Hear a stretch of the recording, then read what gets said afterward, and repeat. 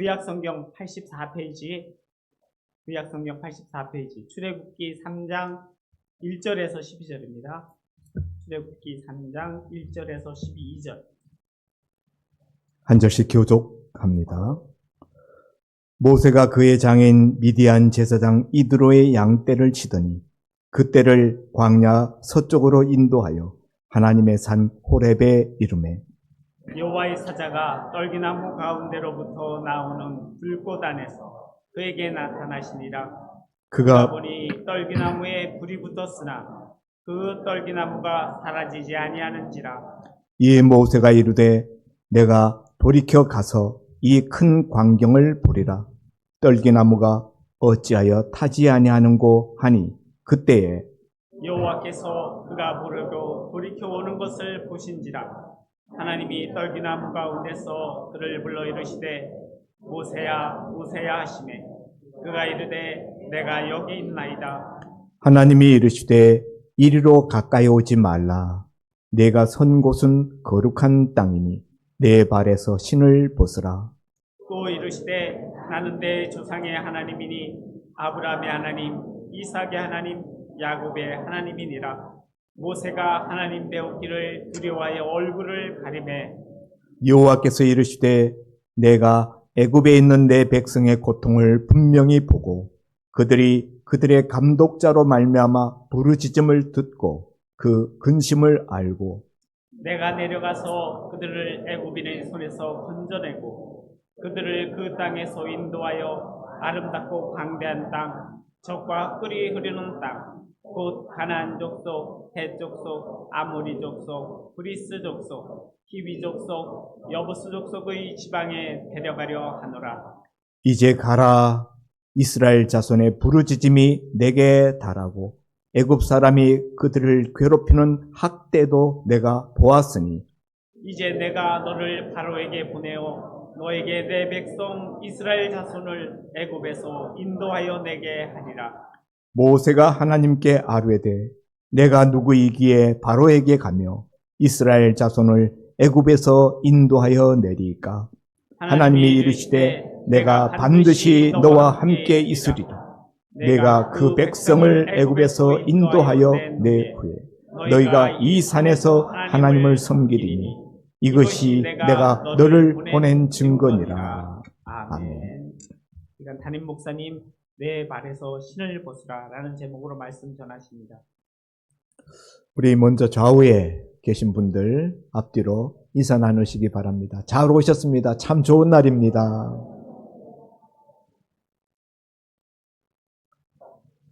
지난 주일에 이 본문 말씀을 가지고 내 발에서 신을 벗으라 라는 제목으로 시작을 했는데 말씀을 전하다 보니까 시간이 너무 많이 가가지고 절반만 하고 절반을 마치지 못하여서 오늘 나머지 절반을 하게 됩니다.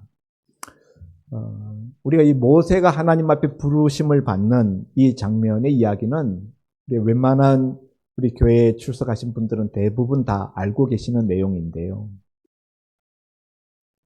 하나님이 애굽 왕궁에서 40년 왕자로서 살고 또 미디안 광야로 도망쳐서 미디안 광야에서 목자로서 40년 살고 그 나이 80세 되었을 때 모세를 찾아오셔서 모세를 부르시는 장면입니다.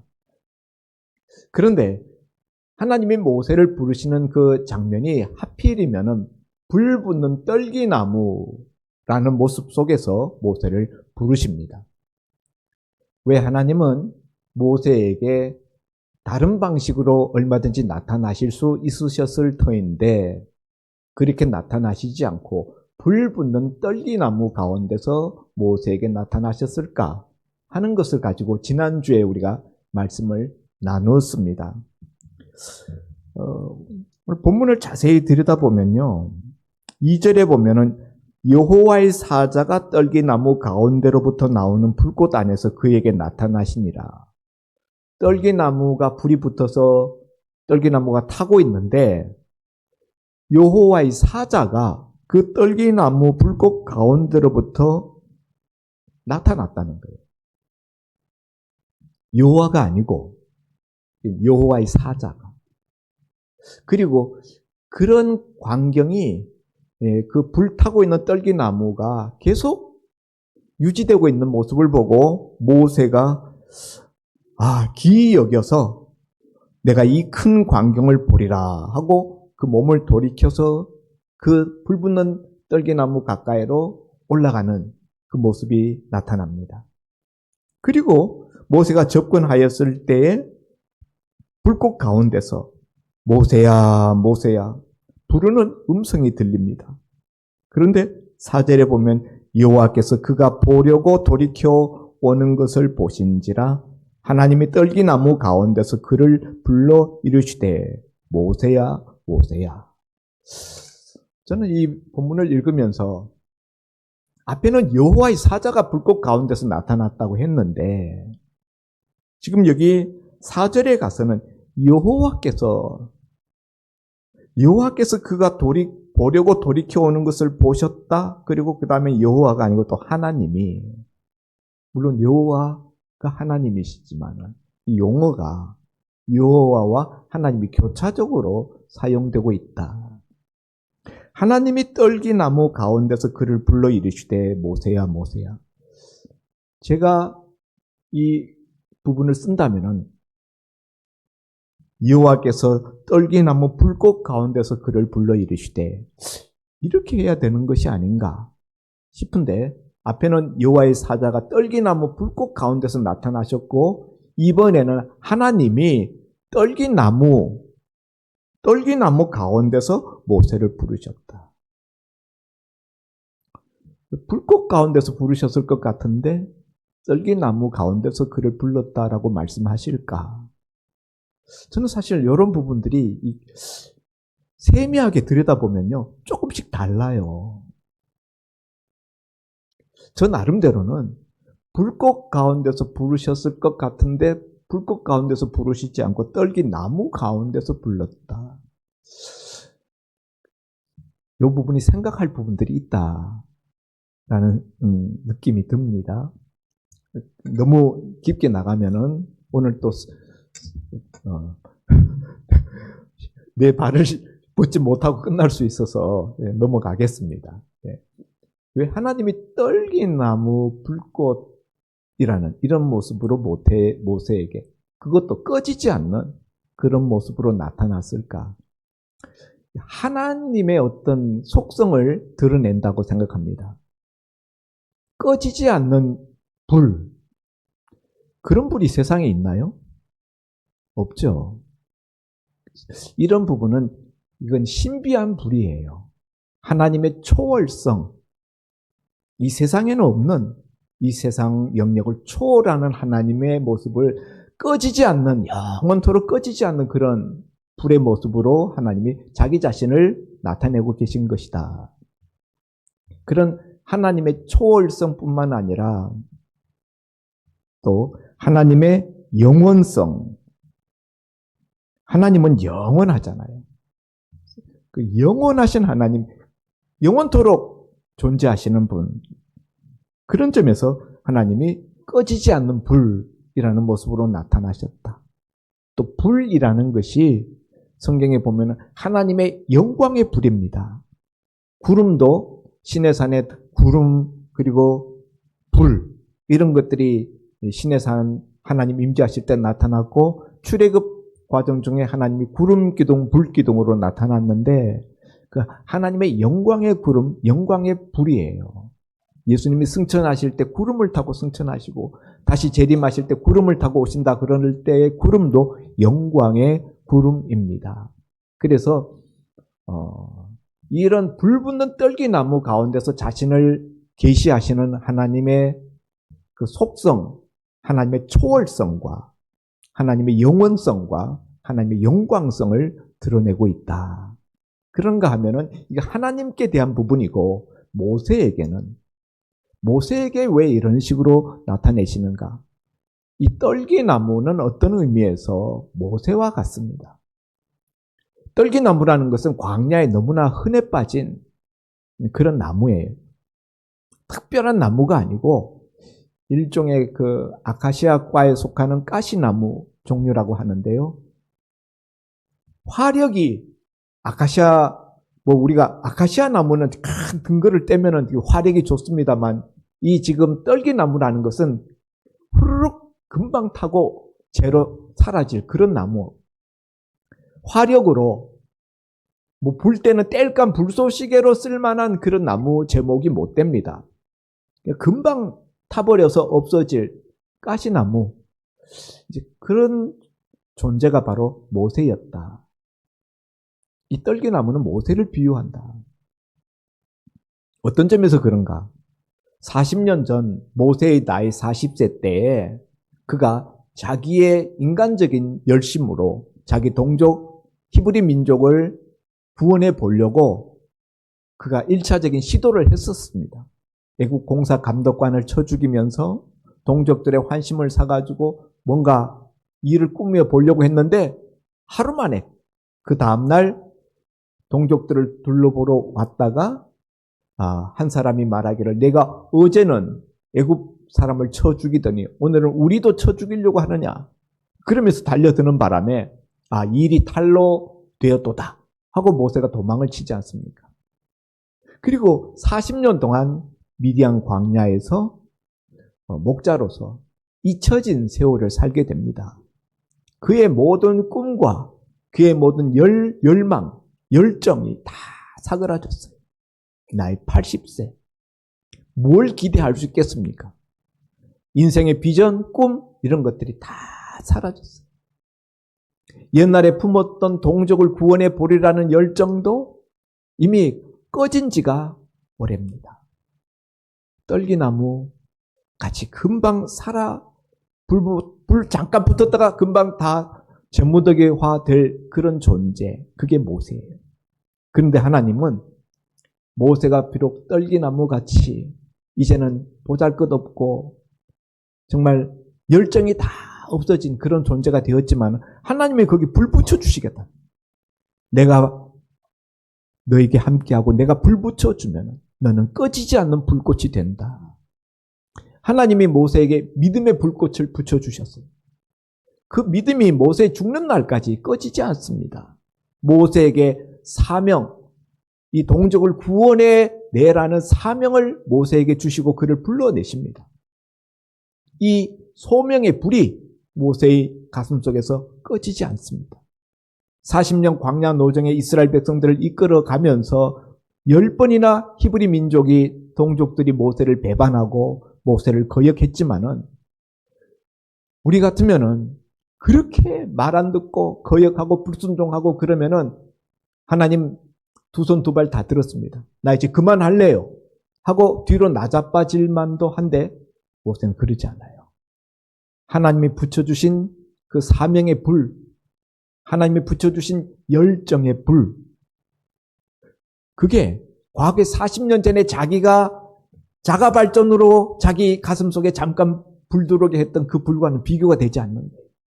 하나님이 붙여주신 영원한 불, 그 불꽃에 매달려서 120세 될 때까지 이스라엘 백성들을 가나안 땅 바로 코앞까지 이끌어가는 그 모세의 모습을 우리가 확인하게 됩니다.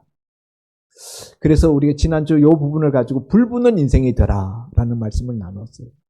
근데 오늘은 그렇게 그 떨기나무 가까이 접근한 모세에게 하나님 이리로 가까이 하지 마라. 그리고 네가 선 땅은 거룩한 땅이니 내 발에서 신을 벗으라. 이렇게 이야기하셔요. 우리는 하나님께 대해서 시편에 여호와를 가까이함이 내게 복이라. 하나님을 가까이 하는 것이 내게 복이라고 생각하고 하나님을 자꾸 가까이 하려고 합니다. 그런데 오늘 하나님은 정작 다가온 모세에게 이리 가까이 하지 말라. 그리고 내 발에서 신을 벗으라. 이렇게 말씀하십니다. 왜 하나님은 그러실까요? 왜 신발 벗으라고 합니까? 왜 가까이 하지 말라고 합니까?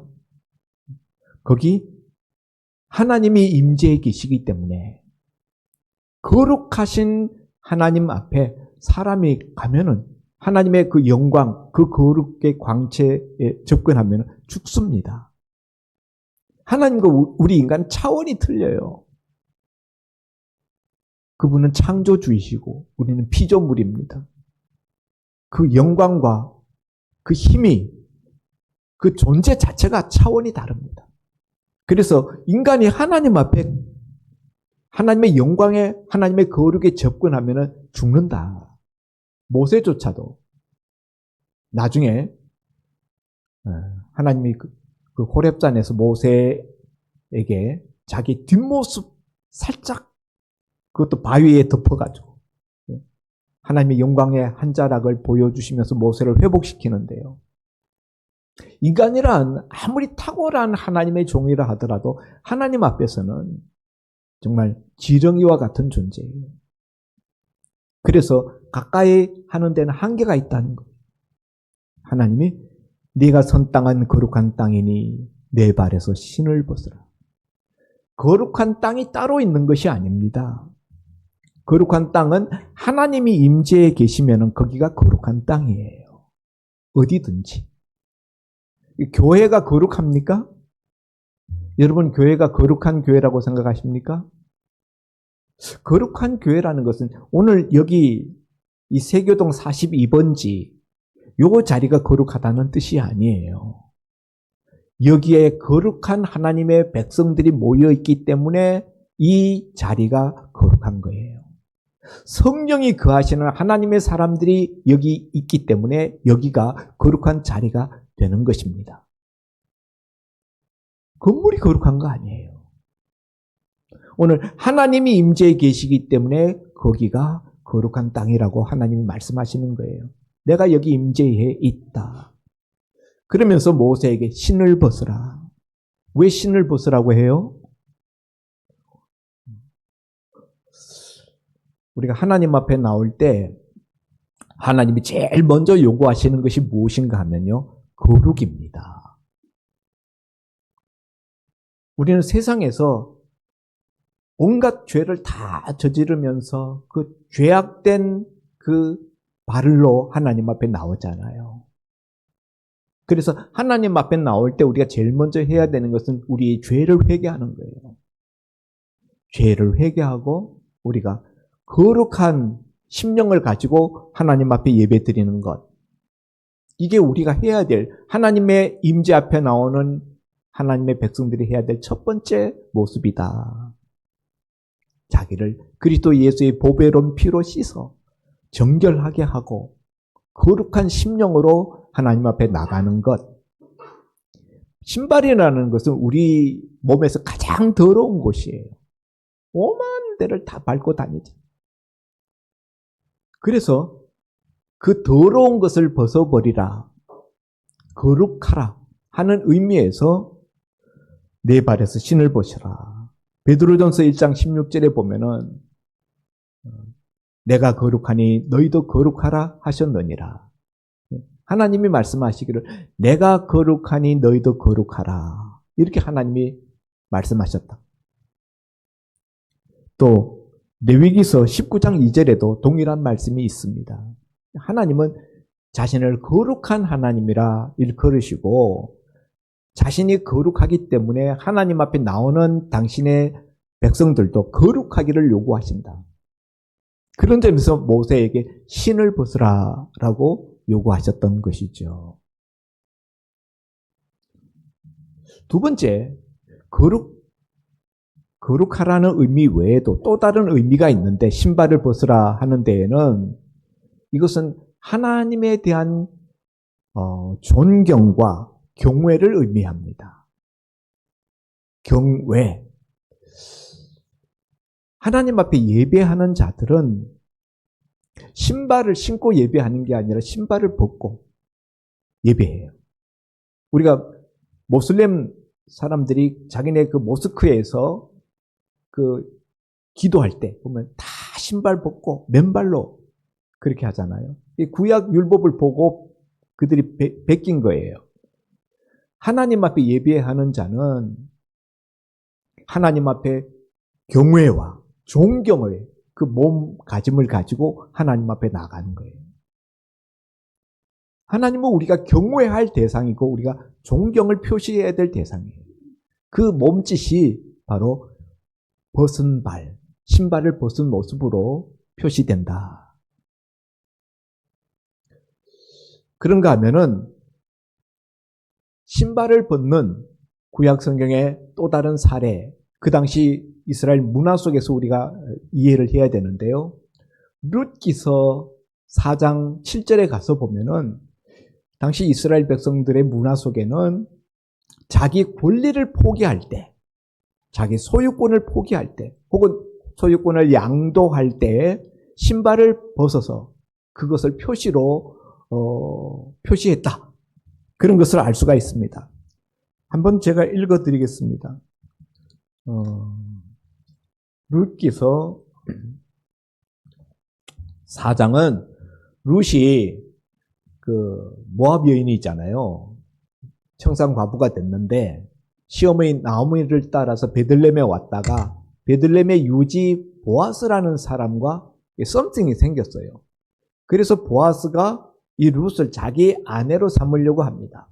마침 보니까 그 친족 관계, 고엘이라는 이스라엘에서 가까운 친족이 자식을 낳지 못하고 배우자를 잃었을 때, 남편을 잃었을 때 그 가까운 친족, 형제라든가 그런 사람들이 그 가까운 친족의 배우자를 자기 아내로 맞이하여서 자식을 낳아서 그 가문의 대를 잇게 하는 것. 이게 고엘 제도예요. 또 빚이 있을 때에 그 빚을 대신 갚아주고 원수가 생겼을 때 그 원수 갚음을 대신 해주고 이런 것이 그 고엘인데요. 기업 물을 자라고 번역되어 있죠. 근데 이 보아스가 바로 그런 기업 물을 자예요. 그래서 룻을 거두어 줘야 될 그런 위치에 있었는데 서열상 보아스보다도 더 가까운 근족이, 가까운 친척이 있었다는 거예요. 그래서 그 사람한테 가서 내가 룻을 거두려면 거두어라. 그러나 당신이 만일 룻을 아내로 맞이하여서 그 가문을 잇게 할 생각이 없다면은 내가 기업을 모르겠노라. 그런 내용이 나오는데요. 룻기 4장 7절에 보면 옛적 이스라엘 중에는 모든 것을 무르거나 교환하는 일을 확정하기 위하여 사람이 그의 신을 벗어 그의 이웃에게 주더니 이것이 이스라엘 중에 증명하는 전례가 된지라. 이에 그 기업 물을 자가 보아스에게 이르되 네가 너를 위하여 사라 하고 그의 신을 벗는지라. 성경에 아무개라고 이름이 나오지 않는 보아스보다도 더 룻에게 가까운 친족이었던 그 아무개가 자기는 자기 재산에 손해가 있을까 하여서 그 기업물을, 그 권리를 자기는 행사하지 않겠다, 포기하겠다. 그러면서 신발을 벗어서 넘깁니다. 이게 이제 자기 권리를 포기한다, 양도한다라는 의미거든요. 신발을 벗는다 하는 중요한 의미는 내 권리를 포기합니다. 내 권리를 당신에게 양도합니다. 이런 의미가 있어요. 하나님께서 모세에게 내 발에서 신을 벗으라 하는 중요한 의미는 앞에 말씀드린 바와 같이 거룩하라 라든가 또 하나님 경외하는 자세를 보이라든가 그런 것도 있을 수 있지만은 가장 큰 의미는 저는 이 부분에 있다고 생각합니다. 내 권리를 포기해라. 무슨 권리요? 무슨 권리를 포기하라는 겁니까?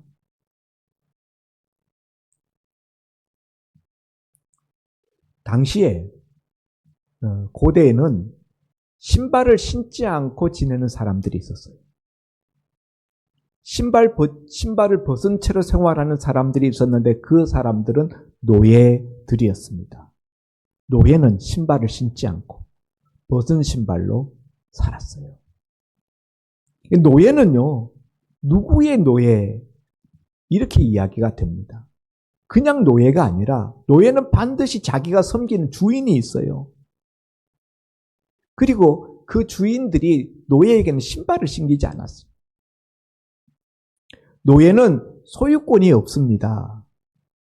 노예가 가진 모든 것은 그 주인의 소유권에 속합니다. 노예가 자식을 낳아요. 노예들끼리 결혼해서 자식을 낳아요. 그러면 그 자식은 주인의 소유물이 됩니다. 노예는 자기 의사 결정권이 없어요. 주인이 시키는 대로 사는 것이 노예입니다. 그게 신발 벗겨진 자의 살아가는 모습인 거예요. 내 발에서 신을 벗으라 라는 것은 모세에게 너는 이제 내 인생의 주인이 아니고 너는 이제 노예야. 내 노예로 살겠느냐? 내가 너의 주인으로 너는 나를 모시겠느냐? 그런 의미예요. 내 발에서 신을 벗으라. 하나님은 이제까지 모세는 애굽의 왕자로서 누구보다도 자존감이 대단했고 자기 독립적인 의지를 가지고 오늘날까지 살아왔던, 비록 지금 몰락한 왕자이긴 하지만은 그런 팽팽한 자아를 가지고 있는 모세에게 너는 이제 내 인생의 주인이 아니야.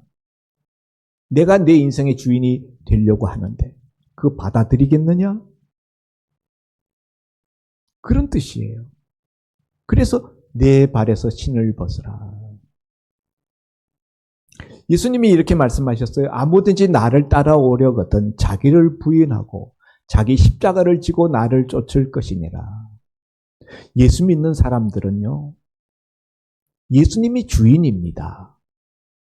예수를 믿는 순간부터 예수님이 나를 구원할 것이라는 것을 믿을 뿐만 아니라 예수님이 내 인생의 주인이라는 것을 받아들이는 거예요. 이게 예수 믿는 것입니다. 그런데 머릿속으로는 우리가 그렇게 아는데 실제로 우리 삶에서 예수님을 정말 주인으로 생각하면서 그 예수님의 명령만 따라서 우리가 사느냐? 아니에요. 관념으로는 그렇게 생각하지만 실제로 우리가 살아갈 때는 보면 전부 내가 주인이 되어서 사는 거예요. 내 생각대로, 내 뜻대로, 내 욕심대로, 내 고집대로, 내 기호대로. 모세도 그렇게 살았습니다. 근데 하나님이 이제 내 발에서 신을 벗어. 넌 이제부터 내 종이야. 내 노예야. 받아들이겠니? 그런 뜻이에요. 왜 하나님은 모세를 굳이 그렇게 비참하게 그렇게 부르시는 걸까요? 그렇게 해야만 사용할 수 있습니까? 하나님 모세를 부르시는 이유가 뭐예요? 내 백성을 애굽 땅에서 건져내어 내가 약속한 젖과 꿀이 흐르는 그 땅으로 인도하여 내라. 이것 때문에 모세를 부르시는 거잖아요. 12절에 보면요. 하나님이 이르시되 내가 반드시 너와 함께 있으리라. 내가 그 백성을 애굽에서 인도하여 낸 후에 너희가 이 산에서 하나님을 섬기리니 이것이 내가 너를 보낸 증거니라. 여기 하나님의 모세를 부르시는 이유를 여기 밝히고 있습니다. 모세가 하나님이 너 가라 그러니까 나 못 갑니다. 내가 누구한테 바로한테 갑니까? 내가 어떻게 그 사람들을 이끌어낼 수 있단 말입니까? 그러니 하나님이 내가 너와 함께하마. 내가 함께하면 된다. 내가 너와 함께 하겠는데 네가 그 백성을 이끌어낸다는 증거를 내가 보여주마. 그러면서 그 증거가 뭐냐 하면요. 내가 그 백성을 이끌어낸 후에 지금 이 호렙산 굴 떨기나무 앞에서 하나님 만났는데 바로 여기서 그 백성들이 나를 섬기리니, 여기 섬긴다라는 말은 영어의 서비스, 예배한다는 말이에요. 하나님을 예배하도록 하나님께서 이스라엘 백성들을 이 광야로, 애굽에서부터 광야로 이끌어내신다는 거예요. 출애굽시키는 목적이 어디 있느냐? 하나님을 예배하도록. 이게 출애굽의 목적이에요. 예. 하나님이 우리를 마귀 사탄의 손에서부터 우리를 사탄시켰습니다. 이유가 뭡니까? 하나님을 예배하는 민족, 하나님을 예배하는 백성 삼으시고자. 이게 하나님이 우리를 구원하신 목적이에요. 예배하는 자. 출애굽의 목적이 예배하는 백성을 만드시고자. 그런데 여기 보면요. 이 시제가 미래 완료 시제입니다. 너희가 훗날 이 자리에서 나를 예배한다. 예배하였다. 우리에게는 없는 시제예요. 우리 과거 완료 시제 있고 현재 완료 시제가 있지만요. 미래 완료 시제라는 건 없어요. 미래라는 것은 닥치지 않았는데 어떻게 될지도 모르는데 완료 시제를 쓸 수 없잖아요. 그런데 온 지구에서 미래 완료 시제가 유일하게 사용되는 민족이 바로 히브리 민족입니다. 히브리 민족만 미래 완료 시제라는 게 있어요. 왜냐하면 하나님 때문에 있는 거예요. 하나님에게는 미래의 일도 하나님 안에서는 이미 완료되어진 일이나 마찬가지인 거예요. 하나님은 과거, 현재, 미래가 한 손바닥 안에 있습니다.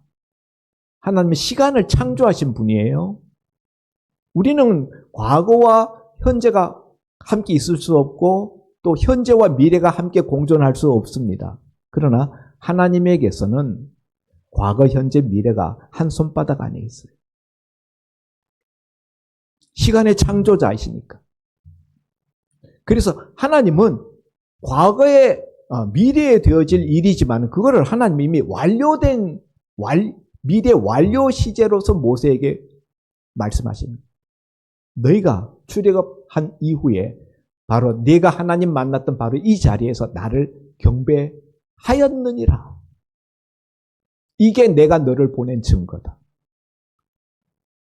하나님만의 설득 방식이에요. 이미 이루어졌다. 너희가 출애굽하여서 이 자리에서 나를 예배하는 것이 이미 이루어졌느니라.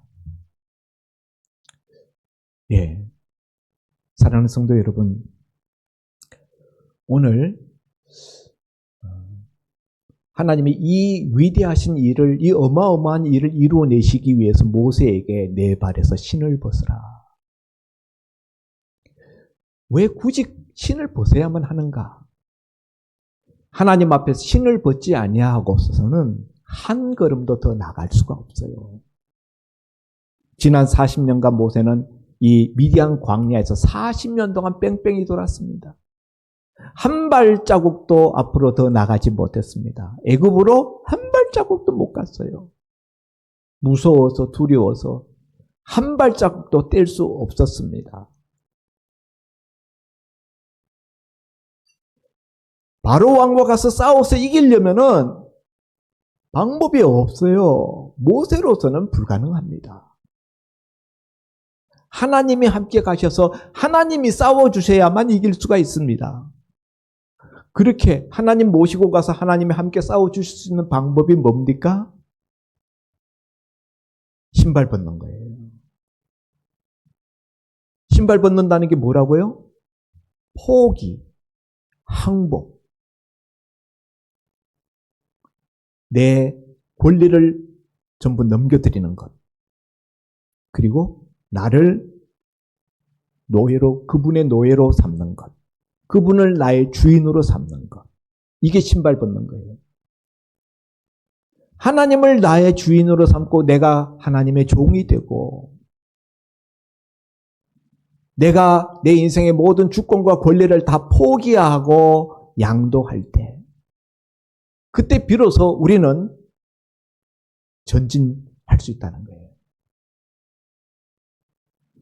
그래야만 모세가 애굽으로 가서 바로와 싸워서 이길 수가 있기 때문에 하나님은 모세를 부르시면서 신발부터 벗으라고 말씀하십니다. 사랑하는 성도 여러분, 내 인생의 걸음이 미디안 광야 같은 인생 광야 속에서 계속 뺑뺑이 돌면서 전진이 되지 않습니까? 한 발자국도 전진이 안 됩니까? 어떻게 하면 좋을까요? 신발 벗어야 돼요. 다른 방법 없습니다. 나를 포기하는 거예요. 내 권리를 양도하는 겁니다. 하나님만을 나의 주인으로 모시고 내 인생 내 것이라고 생각하고 내 고집대로 내 계획대로 내 생각대로 내 욕심대로 내 뜻대로 움직이려고 했던 것들을 다 내려놔야 돼요. 그때만 일보 전진, 앞으로 전진 승리가 가능하다. 믿으시기를 바랍니다. 이게 하나님의 뜻이에요. 오늘 우리는 얼마나 그동안의 인생 광야에서 몸부림치면서 우리가 목표로 하였던 것, 그걸 이루려고 얼마나 우리가 애를 썼습니까? 지난한 몸짓으로 나의 모든 열정을 다 불살랐지만 모세처럼 80세 때 모세처럼 아무런 희망도 없고 아무런 기대도 할 수 없는 그런 나락에 혹시 떨어져 있을지라도 믿는 자에게는 소망이 있습니다. 길이 있습니다. 그게 뭡니까? 발에서 신을 벗는 거예요. 다시 한번 말합니다. 하나님 앞에서 포기하지 않으면 하나님이 전진시키는 걸음 한 걸음도 뗄 수가 없습니다. 그러나 내가 두 손 들고 하나님 앞에 다 포기하고 주님께만 맡깁니다. 내 뜻은 없습니다. 주의 뜻대로 하옵소서. 내 권리 다 양도합니다. 나를 부인합니다. 그러면은 그때부터 하나님이 전진시키시는 거예요. 바로 같은 큰 괴물이 앞에 버티고 있어도 하나님이 꺾으시고 하나님이 이기십니다. 하나님을 이길 대적은 없어요. 하나님이 해결 못하실 문제는 없습니다. 문제는 내가 신발을 안 벗는다는 거예요. 안 벗으려고 한다는 거죠. 오늘 이 시간에 주님이 내게 주시는 음성으로 들으시고 여러분의 인생의 신발, 내가 주인 삼은 그 내 신발 다 하나님 앞 벗고 나가시는 저와 여러분 될 수 있기를 주의 이름으로 축원드립니다. 기도합니다. 하나님 아버지, 오늘 불붙는 떨기나무 가운데서 모세를 부르신 하나님이 두 번째로 내 발에서 신을 벗으라 말씀하신 이유가 어디에 있는지 우리가 말씀을 나누었습니다. 오늘 모세에게 신발 벗으라고 명하신 하나님은 오늘 우리들에게도 여전히 내 발에서 신을 벗으라 라고 말씀하시는 줄 믿습니다. 오늘 성령께서 내 마음속에 주님의 음성으로 들려주시는 이 말씀이 내 마음에 아멘으로 접수되게 하시고 듣기만 하는 것이 아니라 실천하는 말씀이 되어져서 하나님의 손에서 우리 인생이 전진하고 바로의 성을 허물 수 있는 저희들 되게 하여 주옵소서. 예수님 이름으로 기도하옵나이다. 아멘. 은혜로운 말씀 감사합니다. 다 같이 315장 찬송 부르면서 봉헌 드리겠습니다.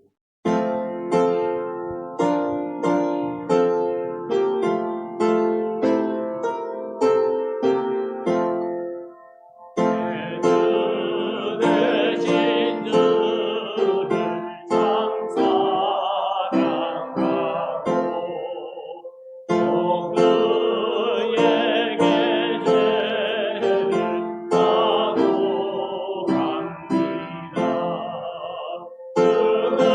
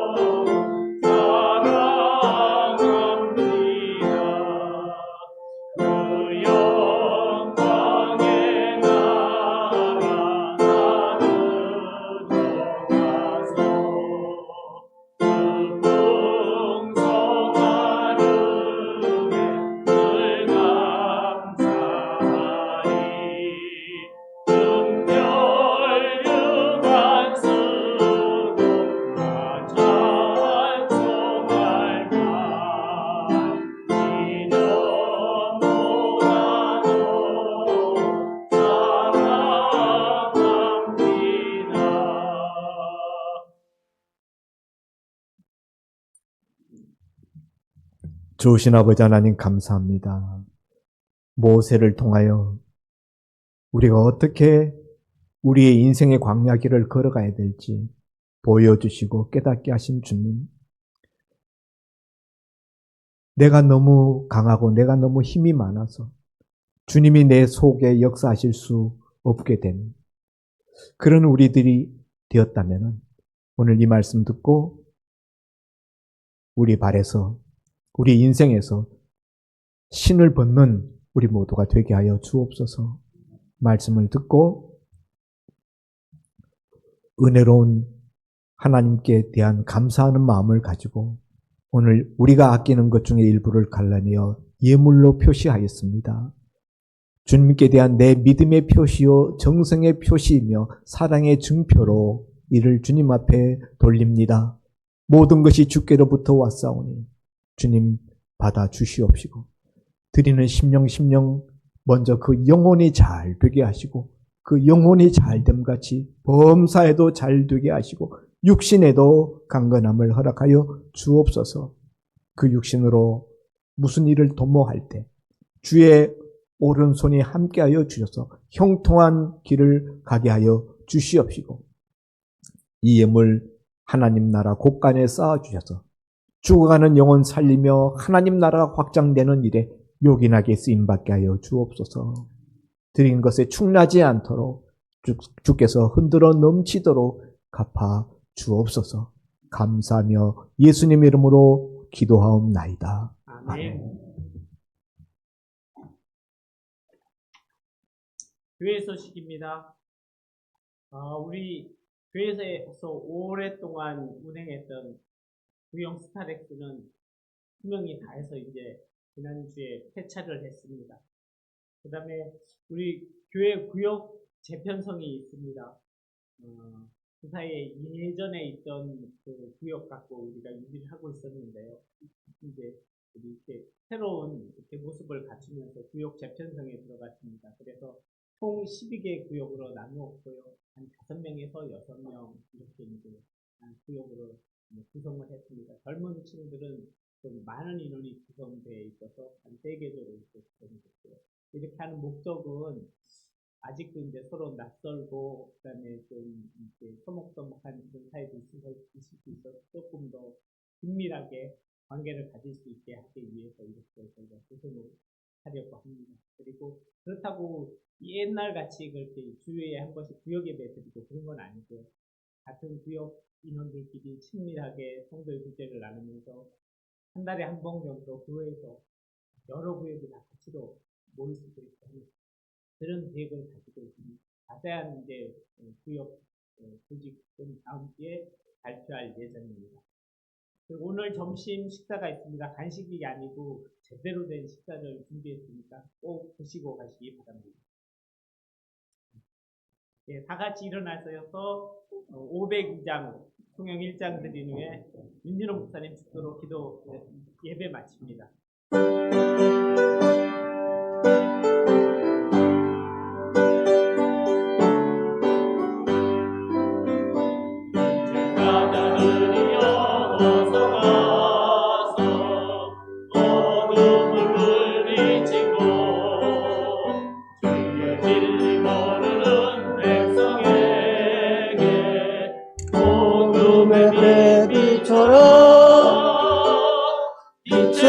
사자 그리여 복음의 배빛처럼 죄로 얻은 바 밝게 비춰라 빛의 사자 그리여. 말씀이 육신이 되어 이 땅에 오셔서 십자가 달려 죽으시고 장사되셨다가 사흘 만에 부활하시고 하늘로 승천하셨다가 다시 오실 우리 주 예수 그리스도의 은혜와 하나 없게 없는 독생자 예수님을 아낌없이 주시기까지 하신 우리 하나님 아버지의 무한하신 사랑하심과 성령님의 대주교통 충만 역사 인도하심이 오늘도 담임 목사님의 말씀을 하늘 말씀을 듣고 모세처럼 모든 것을 내어놓고 하나님의 절대적인 권리를 따르며 나의 권리를 포기하고 오직 하나님께만 영광 돌려드리며 살아가기를 원하는 오늘 성도교회와 모든 사랑하는 성도들과 그 가정과 자녀들과 하시는 일들 위와 직장과 사업 위와 자자 손손 위에 이제부터 영원까지 함께 있을지어다. 아멘. 아멘.